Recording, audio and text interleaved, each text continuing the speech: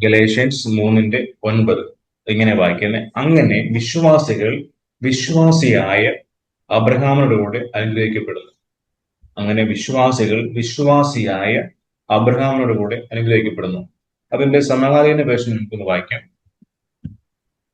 എന്റെ കണ്ടംപററി വേർഷനിൽ വായിക്കാം. ഇതിങ്ങനെയാ പറയുന്നത്: അതുകൊണ്ട് ദൈവത്തിൽ വിശ്വസിക്കുന്ന എല്ലാവരെയും വിശ്വാസിയായ അബ്രഹാമിനെ അനുഗ്രഹിച്ചതുപോലെ തന്നെ അനുഗ്രഹിക്കും. ഇപ്പം വ്യക്തമായി ഞാൻ മനസ്സിലാക്കുന്നു. അതായത്, അതുകൊണ്ട് ദൈവത്തിൽ വിശ്വസിക്കുന്ന എല്ലാവരെയും വിശ്വാസിയായ അബ്രഹാമിനെ അനുഗ്രഹിച്ചതുപോലെ തന്നെ അനുഗ്രഹിക്കും.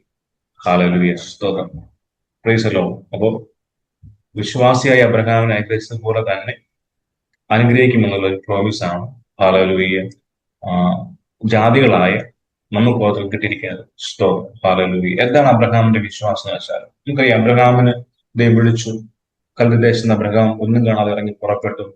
അബ്രഹാം ഒരുപാട് പ്രോമിസ് ദൈവം കൊടുത്തു. ഹല്ലേലൂയ. അബ്രഹാമിന് കിട്ടിയ ആ പ്രോമിസ് എന്ന് പറയുമ്പോൾ, ഹല്ലേലൂയ, അബ്രഹാമിന് കിട്ടിയ നന്മാനുഗ്രഹങ്ങൾ എന്ന് വെച്ചാൽ ഒത്തിരി പ്രോമിസുകൾ കൊടുത്തു, ബ്ലെസ്സിങ് കൊടുത്തു. അപ്പം ഈ അബ്രഹാമിന്റെ വിശ്വാസങ്ങളുടെ പിതാവെന്ന് വിളിക്കുമ്പോൾ തന്നെയും അബ്രഹാമിനെ ദൈവത്തിന്റെ സ്നേഹിതനെ വിളിക്കുന്നുണ്ട്.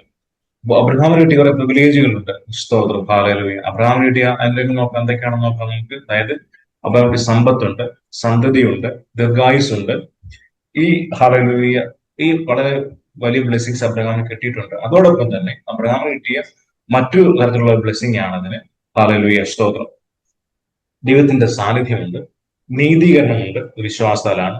ദൈവത്തിന്റെ പ്രോമിസുകളുണ്ട് അബ്രഹാമിന്. ഹല്ലേലൂയ, സ്തോത്രം. അതായത്, സമ്പത്തുണ്ട്, ദീർഘായുസുണ്ട്, സന്തതികളുണ്ട്. അബ്രഹാമിന് കിട്ടിയ പ്രോമിസുകളാണ്.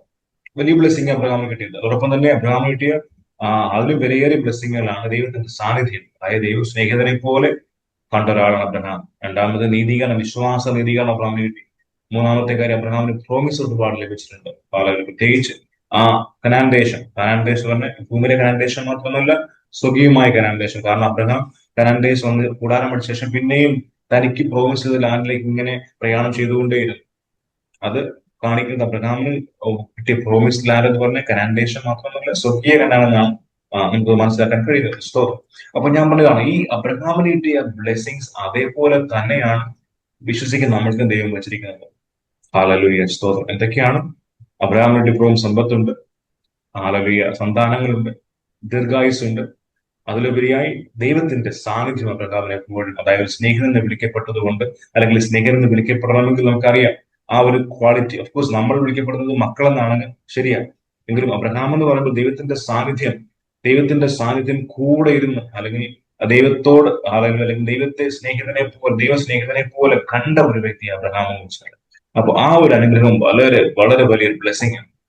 പലപ്പോഴും നമ്മൾ കൊതിക്കുന്ന, നമുക്ക് പലപ്പോഴും സാധ്യമാകാത്ത ഒരു ബ്ലെസ്സിങ് ആണ്. എന്നെ സംബന്ധിച്ച് നമ്മൾ എപ്പോഴും ആഗ്രഹിക്കുന്ന, പക്ഷെ പലപ്പോഴും നമ്മൾ അതിലേക്ക് അതിങ്ങനെ അതിന് എന്താ പറയുന്നത്, വേണമെന്ന് എപ്പോഴും ഹൃദയത്തിൽ ആഗ്രഹിക്കുന്ന ഒരു ബ്ലെസ്സിങ് ആണ് അബ്രഹാമിന്റെ ആ ബ്ലെസ്സിങ് എന്ന് വെച്ചാൽ. നമ്മൾ മക്കളെന്ന് വിളിക്കപ്പെടുന്നെങ്കിലും എത്ര പേർക്ക് ഈ ഒരു ബ്ലെസ്സിങ്, ഈ ഒരു അനുഗ്രഹം ലഭിച്ചിട്ടുണ്ട്? സ്തോത്രം. നമ്മൾ മക്കളെന്ന് വിളിക്കപ്പെടുന്ന മക്കളും അവകാശികളും. പക്ഷെ എത്ര പേർക്ക് അവകാശം ലഭിച്ചിട്ടുണ്ട്? ദൈവത്തിന്റെ സാന്നിധ്യം എപ്പോഴും അനുഭവിക്കാനുള്ള, ദൈവത്തിന്റെ സ്നേഹിതനെ വിളിക്കപ്പെടുവാനുള്ള അവകാശം, അല്ലെങ്കിൽ ആ ഒരു ബ്ലെസ്സിങ് നമ്മൾ എത്ര പേർക്ക് ബ്ലെസ്സിങ് ഉണ്ടെന്ന് അറിയാമെങ്കിലും എത്ര പേർക്ക് അത് അനുഭവിക്കാൻ കഴിയുന്നുണ്ട്, അനുഭവിച്ചിട്ടുണ്ട്? ഹല്ലേലൂയ, സ്തോത്രം. അപ്പോൾ ഞാൻ പറഞ്ഞതാണ്, അബ്രഹാമിന് കിട്ടിയ ബ്ലെസ്സിങ്ങുകളിൽ ഏറ്റവും വലിയ ബ്ലെസ്സിങ് അതാണ് ഞാൻ വിശ്വസിക്കുന്നത്. ഹല്ലേലൂയ, സ്തോത്രം. അതായത്, അബ്രഹാം അനുഭവിച്ച അനുഗ്രഹങ്ങൾ ഒത്തിരിയുണ്ട്. നമുക്ക് അബ്രഹാമിന്റെ സമ്പത്തിനെ കുറിച്ച് പറയുമ്പോൾ പലപ്പോഴും നമ്മളെ പലരും, അല്ലെങ്കിൽ പലരും പറയുന്ന കാര്യമാണ് സമ്പത്ത്. അത് അങ്ങനെ പറയരുത്, അത് ഗോസ്പെൽ ആണ്. അങ്ങനൊന്നുമല്ല. സമ്പത്ത് എന്ന് വെച്ചാൽ ദൈവം മനുഷ്യന് വെച്ചിട്ടുള്ള അനുഗ്രഹങ്ങൾ തന്നെയാണ്. അതിനെ കുറച്ച് കാണാൻ കഴിയുകയില്ല. അപ്പം തന്നെ പലരും പറയും, പുതിയ കാലഘട്ടത്തിൽ വിശ്വാസം പീഡിപ്പിക്കപ്പെട്ടില്ലേ, പലരും മരണപ്പെട്ടില്ലേ, പലരും അനേക കഷ്ടങ്ങൾ കടന്നുപോയില്ലേ, അങ്ങനെയൊക്കെ വളർന്ന പ്രസ്ഥാനമല്ലേ എന്ന് പറയുമ്പോൾ, ആ വിശ്വാസിയുടെ ഇപ്പോഴത്തെ വിശ്വാസി വഹിക്കേണ്ടത് ക്രൂശാണെന്നൊക്കെ പറയുമ്പോൾ, ക്രൂശ് എന്ന് പറഞ്ഞാൽ കഷ്ടത മാത്രമല്ല, അനുഗ്രഹം കൂടിയുണ്ട് ക്രൂശിൽ. വർണ്ണക്കാരനായ ശിമോൻ ക്രൂശ് എടുത്തു. ഹല്ലേലൂയ. അനുഗ്രഹിക്കപ്പെടുന്നത് പിന്നീട് വായിക്കുന്നുണ്ട്, തലമുറ അനുഗ്രഹിക്കപ്പെടുന്നത് വായിക്കുന്നുണ്ട്. അപ്പൊ നമ്മൾ അത് ക്രൂശ് കഷ്ടത മാത്രമല്ല, നന്മ കൂടിയുള്ളത്. സമ്പത്ത് എന്ന് പറയുമ്പോൾ ഒരിക്കലും ദൈവം മാത്രം നിഷേധിച്ച ഒരു ഘടകമല്ല. നമ്മൾ കഷ്ടത അനുഭവിച്ചവരെ കുറിച്ച് മാത്രമേ ബൈബിൾ കാണുന്നുള്ളൂ പുതിയ നിയമത്തിൽ. പക്ഷെ നന്മ അനുഭവിച്ച, അതിൽ അധികമായ ആൾക്കാർ നന്മ അനുഭവിച്ചിട്ടുണ്ട്, അവരെ കുറിച്ച് പറയുന്നില്ലെന്നേ ഉള്ളൂ. സ്തോത്രം, ഹല്ലേലൂയ. ഇപ്പോഴും നമ്മൾ കഷ്ടതയെക്കാൾ ഒരു നന്മ അനുഭവിക്കുന്നവരെ കൂടുതൽ. അപ്പൊ നമ്മൾ ഈ ദൈവത്തിന്റെ ബ്ലെസ്സിങ് എന്ന് പറയുമ്പോൾ അതിന് ബ്ലെസ്സിങ് ഇല്ല, സാമ്പത്തികം ദൈവത്തിൽ നിന്നല്ല ഒരിക്കലും പറയാൻ കഴിയുകയില്ല എന്ന് കരുതി സമ്പത്തിന് മാത്രം പറയാൻ കഴിയുകയുമില്ല. ഒരു ബാലൻസ്ഡ് ഹല്ലേലൂയ ലൈഫാണ് നമുക്ക് ആവശ്യം. അത് ദൈവികമായ അനുഗ്രഹങ്ങളെ നമുക്ക് ആത്മീയ അനുഗ്രഹങ്ങളെന്നും സാമ്പത്തിക അല്ലെങ്കിൽ ഭൗതിക അനുഗ്രഹങ്ങളെന്നും ഒരുമിച്ച് പറയാൻ കഴിയണം. നമുക്കൊരു ബാലൻസ് ചെയ്ത് പോകാൻ കഴിയണം. ഒരിക്കലും ഒന്ന് മാത്രമായി ഒന്നിലേക്ക് മാത്രമായി ചുരുങ്ങി പോകാൻ. ചിലർ ഭയങ്കര പ്രോസ്പെറിറ്റി പറയുന്നത് അവിടെ ആത്മീയം അല്ലെങ്കിൽ ദൈവത്തിന്റെ ദൈവിക ആത്മീയതയെക്കുറിച്ച് അവർ കുറച്ച് കാണിച്ചിട്ട് ഭൗതികതയെ കൂട്ടി കാണിക്കും. അങ്ങനെയല്ല, നമുക്ക് ബാലൻസ്ഡ് ആയ ഒരു ലൈഫാണ് വേണ്ടത്. ആത്മീയതയും ഭൗതികതയും എല്ലാം ദൈവത്തിന്റെ ബ്ലെസ്സിംഗ് ഉള്ളത്. അബ്രഹാം ഒരു ഉദാഹരണമാണ് അതിന്. അബ്രഹാമിന്റെ ജീവിതത്തിൽ അബ്രഹാം വലിയ സമ്പന്നനായിരുന്നു. എന്ന് നമ്മൾ അബ്രഹാമിനെ പോലെ സമ്പന്നത വേണമെന്നല്ല ഞാൻ പറയുന്നത്. പക്ഷെ ദൈവത്തിന്റെ മക്കൾ ജീവിക്കുമ്പോൾ ഡീസന്റ് ലൈഫ് ആയിരിക്കണം. അതായത് ദൈവത്തിന്റെ സ്റ്റാൻഡേർഡിലുള്ള ഒരു ലൈഫ് ആയിരിക്കണം. അത് നമുക്ക് കിട്ടേണ്ടുന്ന അഭിപ്രായമാണ് എനിക്കുള്ളത്.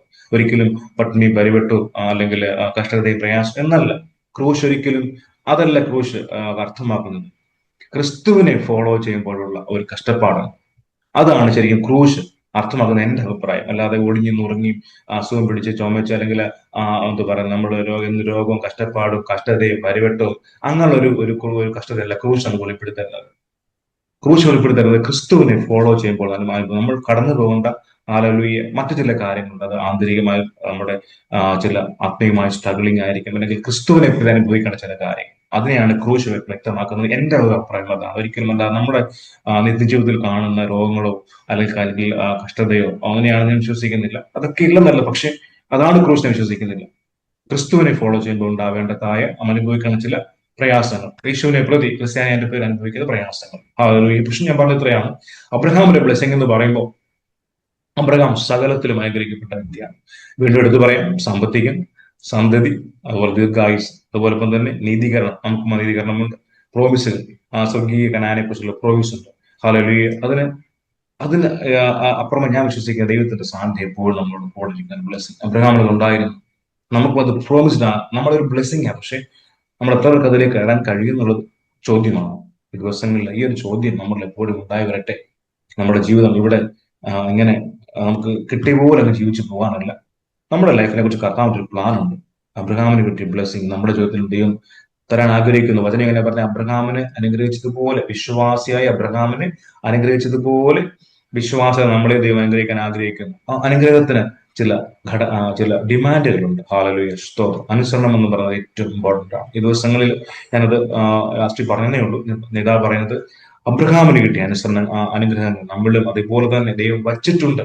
അതങ്ങനെ തന്നെ ഉണ്ട്. പക്ഷെ നമ്മൾ എത്ര അനുഭവിക്കുന്നുണ്ട് എന്നുള്ളതാണ് ചോദ്യം. ഈ ദിവസങ്ങളിൽ ആ അനുഗ്രഹത്തിലേക്ക് കയറുവാൻ തക്കോണം ദൈവം നമ്മളെ പ്രാപ്തരാക്കിയിട്ടുണ്ട്. അതിനുവേണ്ടി ഒന്ന് കൊതിക്കുവാൻ, അതിനുവേണ്ടി ഒരു സ്റ്റെപ്പ് എടുത്ത് വെക്കുവാൻ, ആ ദൈവിക സാന്നിധ്യം എപ്പോഴും വഹിക്കുന്നവരായി അനുഭവിക്കുന്നവരായി അത് നടക്കുവാൻ തക്കവണ്ണം ആഗ്രഹം നമ്മളിൽ ഉണ്ടാകട്ടെ. അങ്ങനെയെങ്കിൽ അതിനുവേണ്ടി സ്റ്റെപ്പ് എടുത്ത് വെക്കുക നമുക്കിടയാകും. അതിനെ ദൈവം നമ്മളെ സഹായിക്കട്ടെ എന്നുള്ള പ്രാർത്ഥനയോടെ ഞാൻ എന്റെ വാക്കുകൾ നിർത്തുന്നു. ഇത് നമ്മുടെ വാക്കുകളെ സഹായിക്കുമാറാകട്ടെ. തുടർന്ന് നമുക്ക് പ്രാർത്ഥന വിഷയങ്ങൾ കേൾക്കുവാനുള്ള സമയമാണ്. അതേ സമയത്ത് ദൈവം അനുഗ്രഹിക്കുമാറാകട്ടെ. God bless you all. Amen.